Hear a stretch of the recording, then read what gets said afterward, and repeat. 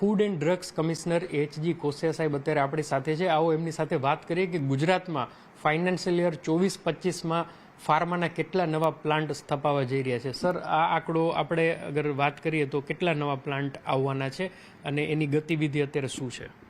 Last યરની વાત કરું તો 2024-25ની અંદર જે માર્ચમાં આપણે પૂરું કર્યું ફાઇનાન્શિયલ, છેલ્લા 12 મહિનાની અંદર ગુજરાતમાં લગભગ 183 જેટલા એલોપેથિક દવા માટેના પ્લાનના ડ્રોઈંગ અમારી ટીમે અપ્રૂવ કરેલા છે.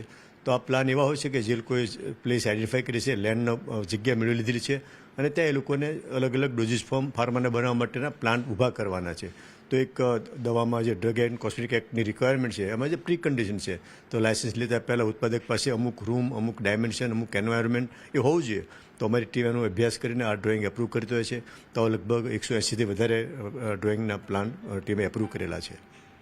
સર, ઇન્વેસ્ટમેન્ટની વાત કરીએ તો આના ઉપર કેટલું રોકાણ આપણે આશા રાખી શકીએ? આજે રિવાઇઝ ડેમ ભારત સરકારે ડિક્લેર કર્યું છે તો એ પ્રમાણે આજે બિલ્ડિંગ, પ્લાન્ટ, મશીનરીની વાત કરીએ તો એક સામાન્ય એક નાનો પ્લાન કરવો હોય તો પણ લગભગ 20થી 25 કરોડ રૂપિયા લાગતા હોય છે.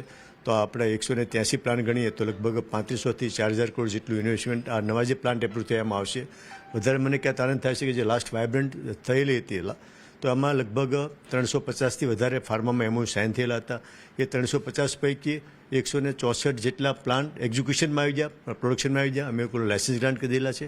આમ એક ગુજરાત એક એનું સારું ઇન્ફ્રાસ્ટ્રક્ચર છે, એક ફાર્મા માટેનું નામ છે, એક ટ્રસ્ટેડ ક્વોલિટી હબ છે. તો ગુજરાતમાં એક ફાર્માનો સતત 10% CAGRથી ગ્રોથ થઈ રહ્યો છે અને આ એક પ્રક્રિયા એક સતત ચાલી રહી છે.